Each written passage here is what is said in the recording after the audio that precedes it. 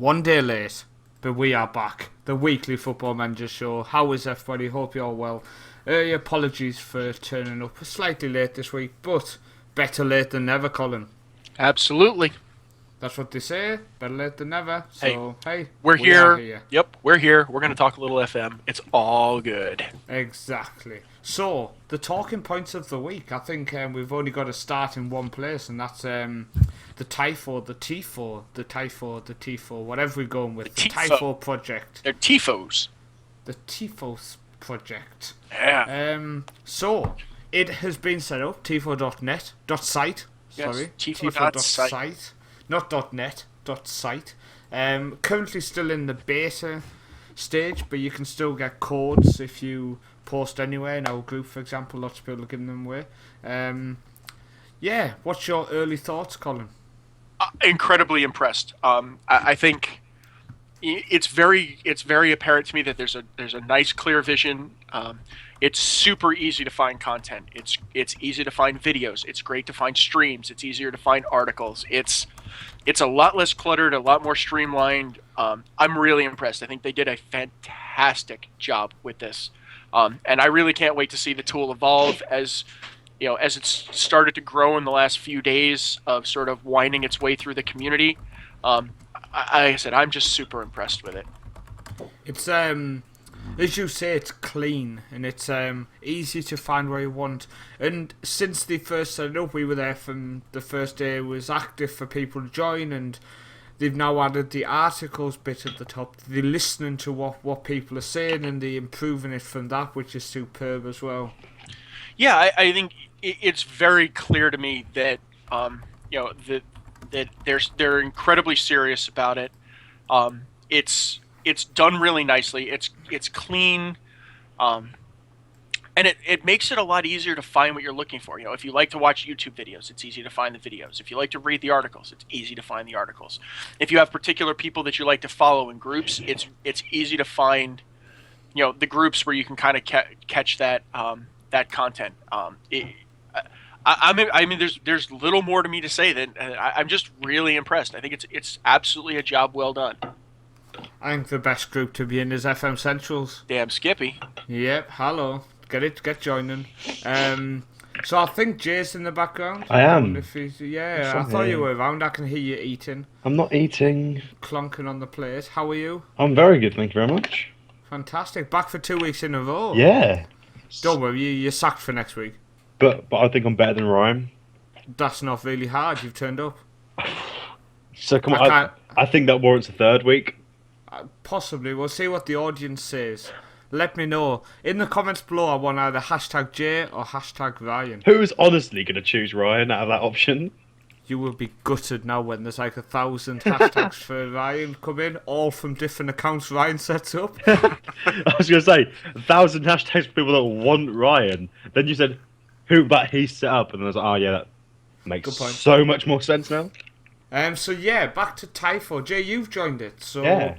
For someone who is about as in touch with the FM community as my cat, how are you finding it?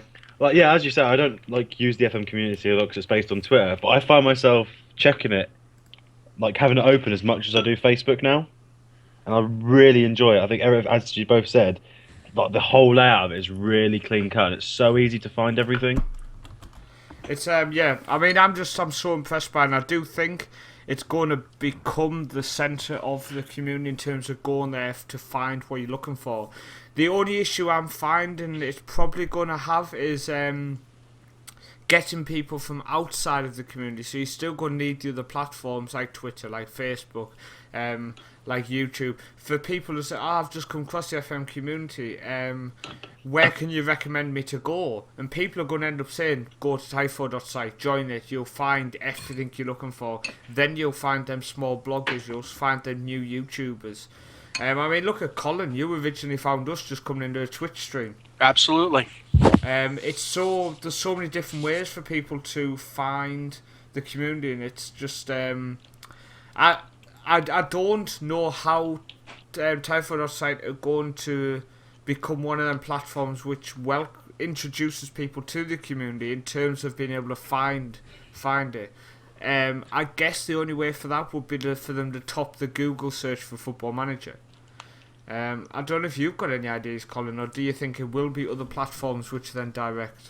I suspect that now that it's in beta, as you get people who are creating content in places, so as bloggers, as YouTubers, as Twitch streamers, the more we talk about it, the more we get it out there. As people find these other places, and it's in the descriptions and things like that.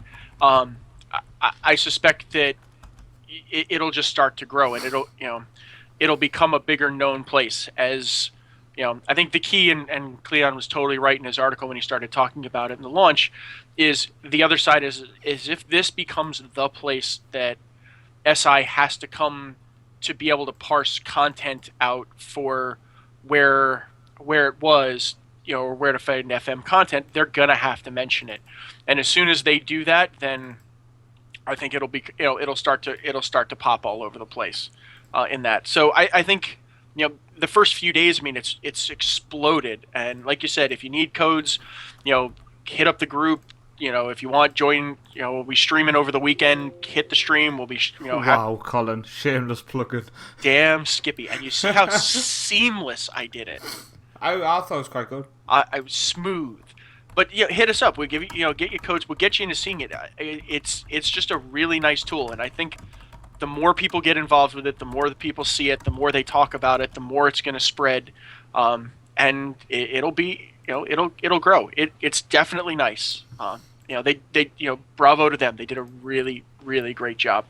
Yeah, definitely, and it will be linked on the side on our website once it's all public and all out there properly for people. But for now, as he says, go into facebook.com/groups/FM Central and just basically find a post saying does anyone want a code, because there's so many of them at the minute. We are trying to restrict them just so the post doesn't get overrun. That'll be Colin's job as our nighttime admin. I will just kind of delete randomly. I will do the best I can. But yeah, you kind of seamlessly went into your streaming plans. Yeah. So obviously I've streamed for the last 2 days during the day, and next week, Monday to Friday again, I will be streaming during the day because I'm off work. And you're going to be streaming over the weekend and no doubt in the future. But you're going to be kind of stepping into it over the weekend for the first time. Yeah, I figured, it's not something I've done. I do enjoy the video medium. I'm interested in doing it, so what I figured we put a little, did a little straw poll out there, kind of pinged around people in the community, got some feedback. So what I'm going to do is I'm going to start an MLS safe. So excited for this. There seems to have been some decent interest in it. So what I'm going to do is, to some disappointment, I guess, I'm not going to take my Red Bulls. Yeah, it's hard to take the team that that you support and follow, because it's, I don't know. There's too much vested interest in the real product. So what I'm going to do is I'm taking my second favorite MLS club, the Houston Dynamo, and we're going to see what we can do. My goal would be to win a CONCACAF's Champions League and an MLS Cup in it. Yeah, we'll see. If we do it, maybe we'll move to a different team. Who knows what'll happen? Maybe we'll start a new streaming save after it. But that's the goal. And the other side of it is I'm going to try and provide as much insight and understanding to how MLS works, the drafts, how to use the drafts, trading, allocation money, playoffs, and those kind of things, just to kind of help people understand, what our region is, the CONCACAF Champions League, different teams that play in it, and try and get people exposed a little more to a different footballing region in the world. So I'm really looking forward to it. I'm excited. Just to put that out there, I will be there in the chat, or on Skype maybe for part of it. I don't know. We haven't really gone too much detail into it yet about what's going to be happening or when you're going to be doing it. Have you got a rough time just for people? Yeah, so what I thought I would do is, I didn't want to get involved with, obviously football being on that tomorrow during the day, and I got a little bit of some chores and stuff to do. So I figured, it's 5 hours difference from me to the UK, right? Yeah, 5. So I figured, probably around 8 o'clock UK time I start. That gives me, it's about 3 in the afternoon for me. So somewhere in there, I'll fire it up, and, we'll play, we'll put in a decent session there and see how it goes. We'll play till Colin falls asleep. And to be fair, the rest of you are going to fall asleep before I fall asleep. Oh, the challenge is on. I have thrown. Well, Jay maybe could stay up long enough, but you for sure not. Oh, I definitely won't. I'll be out. Couldn't even survive last night past 8 o'clock. But yeah, so the streaming plans. Colin's going to be doing some evenings for us European-based people tomorrow and Sunday night. Absolutely. And next week during the day I'll be streaming, and I might stream a couple of nights as well. I'm not too sure. We're gonna have to see, because from next week I'm restricted massively to the extent where the show is probably gonna be recorded on a different microphone and in a different room on my laptop instead of my PC, due to some family people coming to stay, which I've tried to get out of, but they still come to stay. This is when you find out they all listen to this podcast. I know they don't, and I tried everything I can to stop them coming because I'm such a great family person, but they are coming. So I do apologise. So there will be a lot of daytime streaming happening though, something to look forward to. But we're going to go on to saves. Now, Jay sold his 5th best striker for £35 million today. So I would like you, Jay, to start by updating on your save, just how's it going, what have you been up to, and so on. You should make Colin really mad now if you tell him how much I've been selling my players for. It's gonna make him jealous. Sorry. Give it a shot. I hit huge, so I'll break you on this one. So a tiny little teaser. Season 9, we sold our first player for over $1 million. Oh Cheat. my god, $1 million! Look, dude, I've got like 9. We do bake sales so that we can pay to cut the grass. Don't Honestly, give me crap. I could let. If you want, you could have like the worst player in my club, and you could probably get like 8 or 9 million for him. Over. I'll give him to you as charity. Thanks. I've just sold my 5th best striker for £35 million. That's my 5th best striker, and immediately brought in a free agent for obviously that's better than him to take his place already. I've already tried to sell him though, just because I like money. Yeah, but I enjoy money. Although I hate selling players that I've bought as youth, and then because obviously I did a post about it in the group that the player I saw was called Jesse Baird, who's a regen. Obviously, in the year 2031, there's not going to be many young players left. Not there is any sort of original players left now. It's getting to that sort of end now. I'm just getting to the stage where Odegaard is about to retire now. Wow. Just to give the sort of the edge of people leaving now, like the youngest player, one of the youngest players in the game, is now retiring. I've got to that stage, so I've got my squad. I finally won a major trophy, which was the talking point of last week, where you both ridiculed me and tried to brag to Paul's achievements of coming like 3rd in the under-18s league. that's harsh. I think I praised you quite well. I gave you a lot of crap, so that's okay. Also, coincidentally, I've just added Odegaard onto my shortlist in preparation. For what? For never being able to sign him. Oh, right. But Real Madrid are only really playing him for 4 or 5 games a season at the minute, and he's linked with Man United, so he might end up coming to England. He's 29 now. Oh, he went to Man United on my save, to be fair.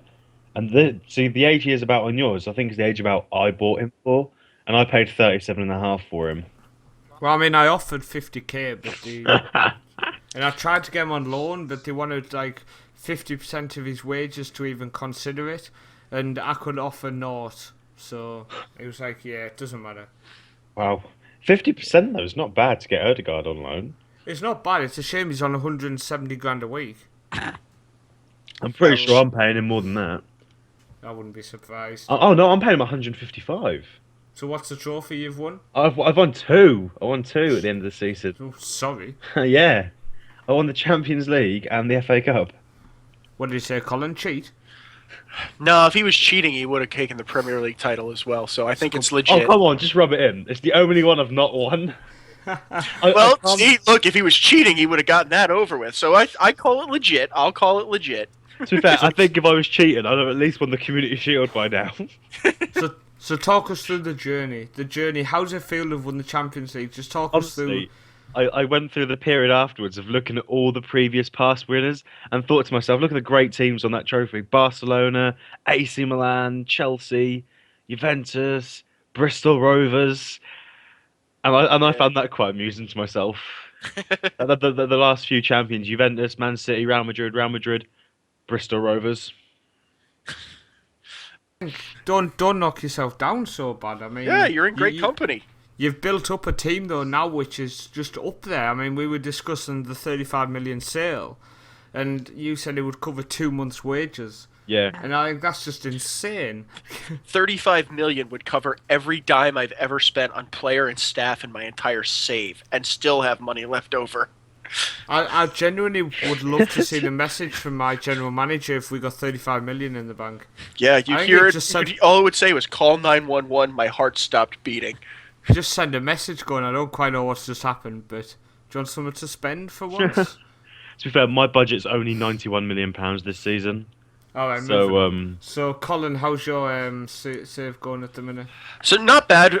So we're getting close to the business end of the season. In our first season in League One, we've been on a good run. So, we'll be interested to see how the season finishes out. So, I'm feeling pretty good. Like we're gonna keep, that we're staying up. I don't think relegation is a real potential. I think we're 11 points sort of clear of the drop. We've been playing pretty well. Injuries and sort of a makeshift back line have kind of ravaged us a little bit. So I think I know my summer work is going to be, we need to improve squad depth, especially in the defensive unit. So we got some guys that have already been earmarked to move on. I'm going to see what else I can do. I gave the little teaser. So one of our best players has moved from Truro City to Birmingham City for a deal that will eventually rise to $1.2 million. So Nice. it's a huge transfer for us. It helped a lot with sort of bailing financials and that out because we're kind of up and down a little in that arena. I did use the money to recycle a little bit into the club, but it was pretty big. Every little bit counts. We've never sold a player for anywhere near that before. Actually, I believe it's one of the first players we've gotten money for, and it's the first player over $100,000.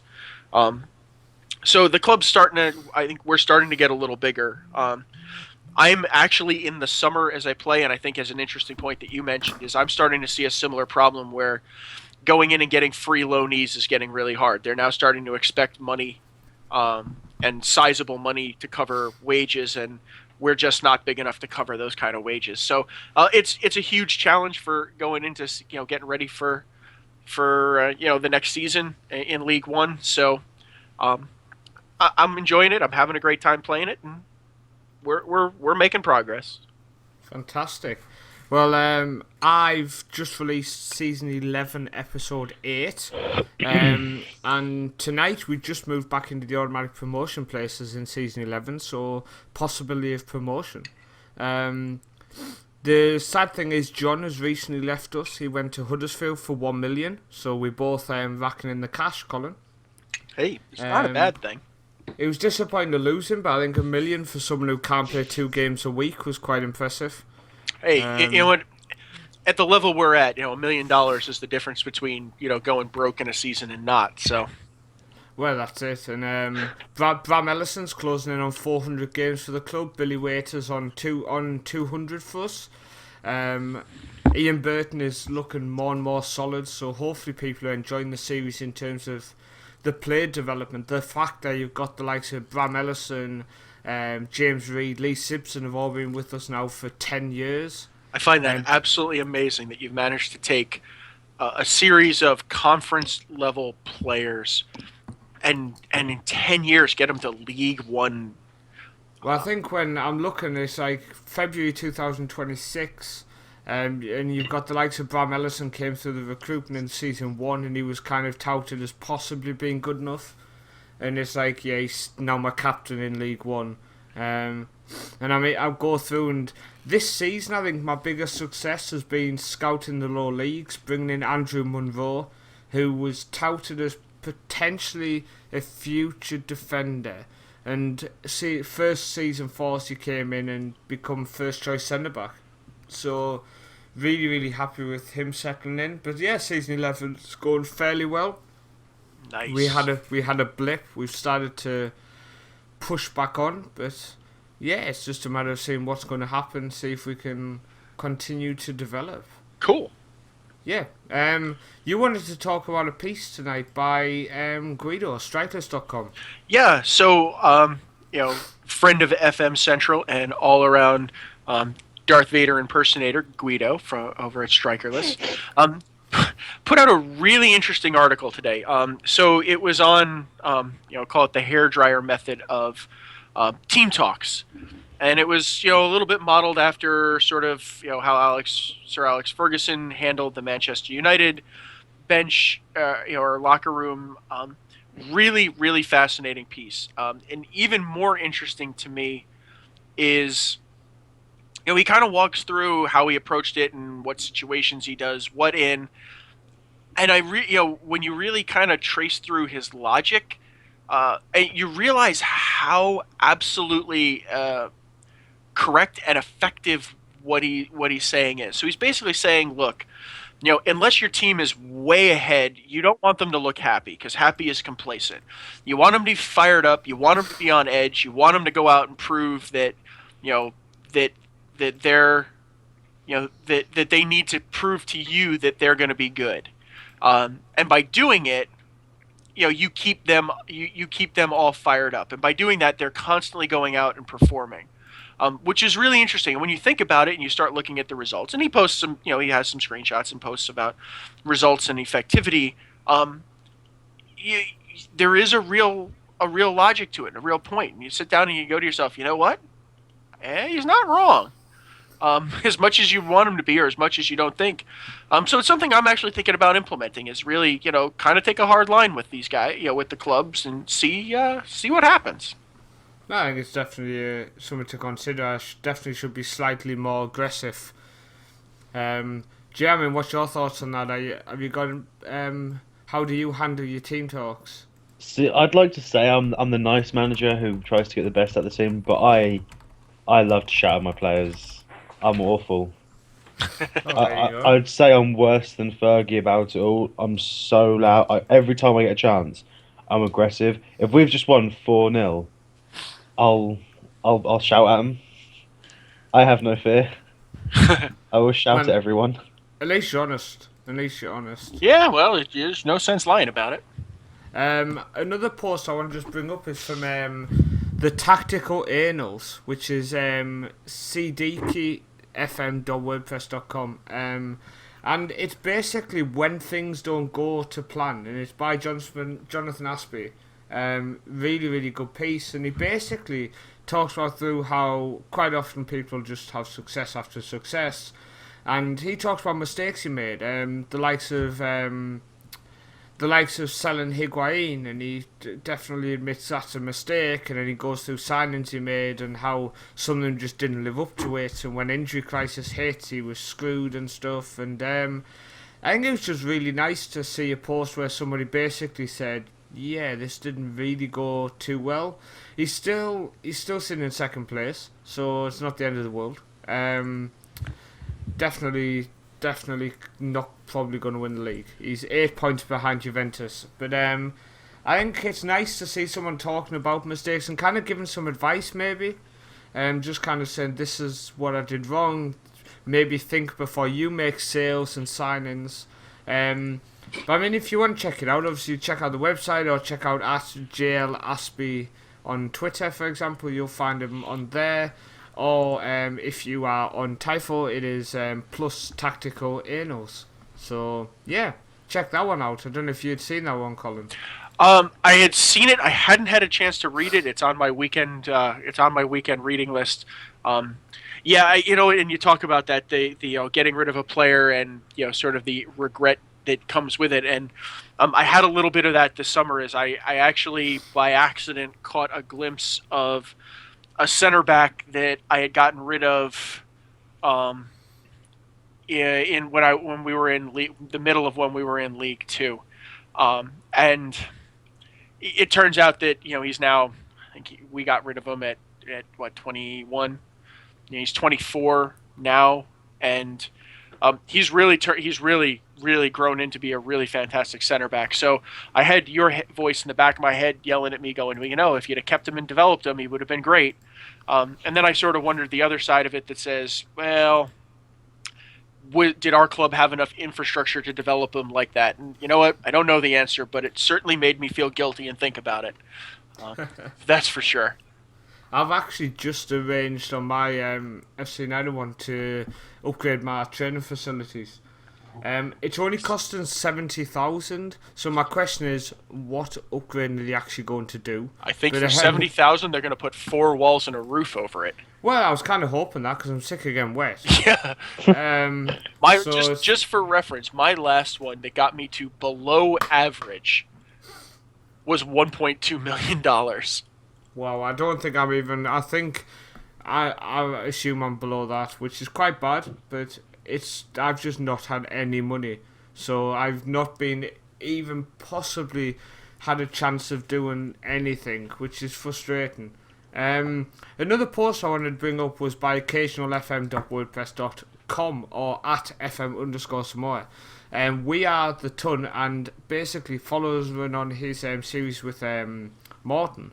He's done a post called "What Makes a Ton Player," and basically he kind of goes through the stats he looks for, the style he wanted to play. He has a nice spreadsheet in there just showing basically the stats and kind of averaging who's the best, etc. And then he goes through prospective signings. It's just a really interesting post to look at, and again it's just kind of out of the box type of post compared to other stuff, but all of this I'm finding using the article section on Tifo.site, so we genuinely can't praise it enough for coming across content, and they are good friends of ours, so it does help that we can come across their work even easier now. I mean, sometimes you miss when people post stuff, which is very frustrating at times. So yeah, no, absolutely, and I do encourage people to go and read that article. I think, I saw after you had read it, you had shared it on there, and I saw it, and I took a dive in, and we were talking a little bit about it. That it was an interesting in that. Okay, it was neat to see how he was thinking about it, but it really raised a great question and crystallized in my mind is, what's the player that makes my system? And I hadn't really thought about it a whole lot, and once I was reading his article and I was like, oh, I do like that character. Or you know what? That's not really what I'm looking for more, flair or, or individuals versus, teamwork, stuff like that. It forced you to really think. And I think, the brilliance of being able to, get access to this content so much easier is I found myself sort of daydreaming off, and at times, you read one of these articles and then you just kind of sit down and think and go, okay, like, do I use something like it? Do I not? What can I use? What can I use? So it was really interesting. Really, really quite interesting. I think I'm just it's amazing the amount of posts I've come across this week. Another post which stands out is going back to strikeless.com, but not by Guido this time. It is by the FM veteran. And it's a corner tactic. Now, I never ever use other people's tactics, so I purposely will avoid this setup now. I will admit, looking at it, it's something I would never have tried anyway. But I purposely won't use it now, so people don't watch my YouTube series and go using someone else's tactic, corner tactic, because I just don't like doing that personally. But if you don't mind doing that, then this looks just unbelievable. 1, 2, 3, 4, 5 players are back, 2 on the edge of the box, and it looks like it's basically set up to lay it off to them on the edge of the box to score, and it just looks unbelievable. So again, just go to strikeless.com and basically scroll down and select every single post, because if you miss a post, even Colin's categories. Yeah, it does, apparently. If you miss a post, you will feel like you let yourself down. It's just an awesome website. Definitely one to spend hours checking out, basically. But I think the next bit I want to talk about is kind of what we're doing away from our main saves. So, for example, I've started on my stream, I decided to start with Servetta in Switzerland. In my opinion, a fallen giant. 17 league titles, 7 cups, as well as numerous runners-ups in the cups and league, including and then numerous third place finishes. So they were top side in Switzerland, and they're now sitting in the third tier playing against clubs like Basel under 21s and Zurich under 21s. I'm sitting third with 9 games to go. I'm probably not going to get promotion, which is quite frustrating, but I've tried to focus very strongly on youth development of the club, and it is going to be posted about on the website and just kind of talking about what I'm doing as I'm trying to do it, hopefully. So that's something I'm really, really enjoying, and something that I'm personally really passionate about in FM, is trying to develop the team from within. But Jay, I think your save isn't documented anywhere, so I assume, is that the only save you've got going? Yes, I'm the one-man team. I won't go anywhere else. Brilliant, one-man team. That makes sense. The question is, so Jay, are you going to go back to Iceland? I don't know. I've always I thought I was going to do it for FM16. And now the question people are sitting back watching us thinking is, why is Jay famous for being in Iceland? That's a long while. That's 2 years ago now. Well, some people hang on past success. Like you. Hello. Just like Please, Newcastle, don't win anything. Got to wow. keep bringing it up every now and again. Wow. But I've just seen a post. This is about football. I've just seen a post where Newcastle are awful. So hanging on to past, you probably should do that. Well, I was going to really build up your past success, just to kind of praise what people have done in the past. And I want people to tell us what they've done in previous football managers, and it was going to lead on from that. But I might go to Colin now after that. I just feel the need to slate you every now and again. Right, come on then, Jay. What did you do with KR to kind of encourage others to share their past success? Well, I was started off at an unknown team. The only reason I went with KR was I wanted a short season so I could get through seasons really quickly. And Gary Martin was the reason. I don't know if many people know about Gary Martin, but he turned into a lower league god in England. And I had an earlier save on FM14 where he was my key player. And when I got promoted, he became useless, and I got bored of that save, so I started a new save. And it happened to be Iceland that had the short seasons, and KR that had Gary Martin. I think we should actually say, if you go to footballmanagercentral.com and type in Gary Martin, there's actually an interview from 2014 that Jay did with him. That's from a long while ago now. It is. This is really winding back the clock. Oh. We are winding the clock back. Nostalgia. But what did you do with the club? Basically, I took them to 13 successive league titles, 12 domestic cups, then 13 of the League Cup equivalents, 12 of the FA Cup equivalents, 13 Icelandic Super Cups. I can't remember what the name was now.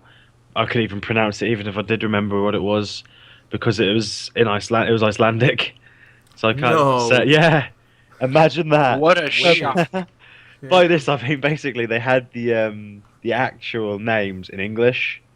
Okay. But there was a name for it when you got the a file. It's probably best you move on. It's probably best I move on from trying to embarrass myself. I can't remember the title I won.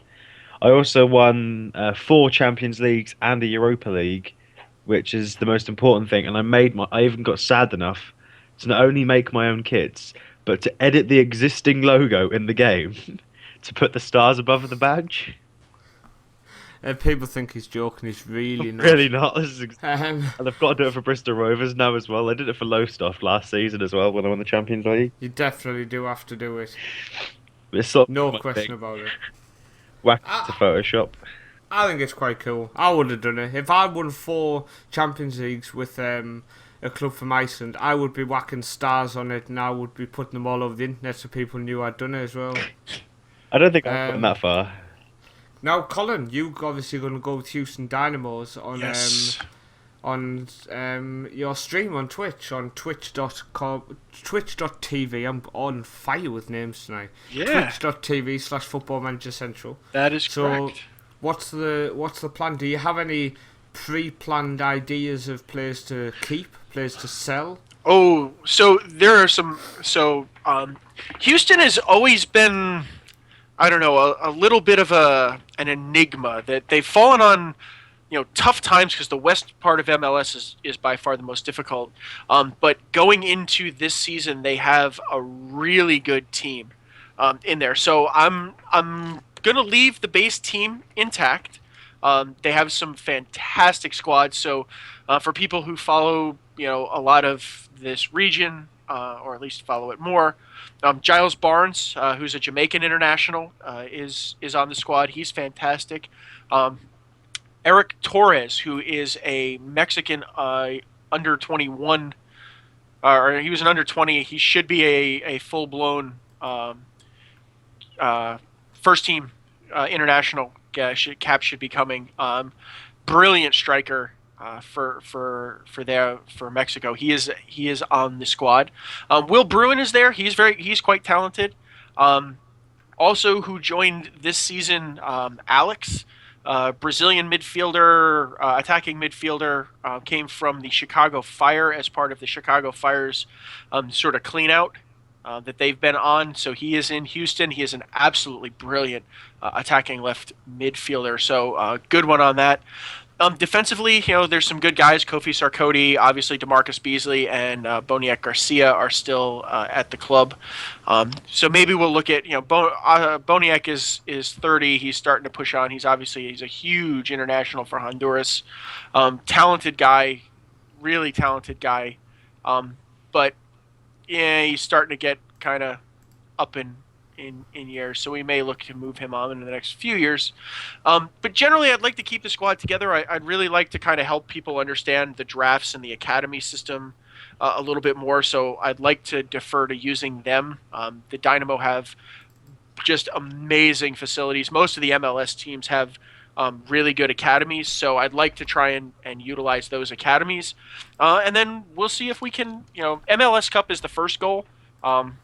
I'd also like to win a U.S. Open Cup and then get into the CONCACAF Champions League more regularly and see if we can't win a CONCACAF Champions League. As people who followed my beta save know, we came really close to MLS Cup with the LA Galaxy and were unfortunately unable to do it. So the stream is going to be my point in time where we are going to win everything that MLS has to offer. Well, fingers crossed it all goes as well as you hope it goes. That's what I'm kind of hoping. That's what I'm praying for. Yeah, it's going to be really disappointing if it doesn't. Yeah. But that's the end of the show tonight. I hope people have enjoyed it. And again, I apologise it's a day late, but blame Colin. So remember, at FM Yank if you want to complain. Remember to follow. Yeah, remember to follow. Subscribe to the channel. Yeah, but that's us done, guys. So Jay, as always, thank you, sir. You're welcome. Colin, as always, thank you, sir. Glad to be here. I'm going to play people out with some lovely music.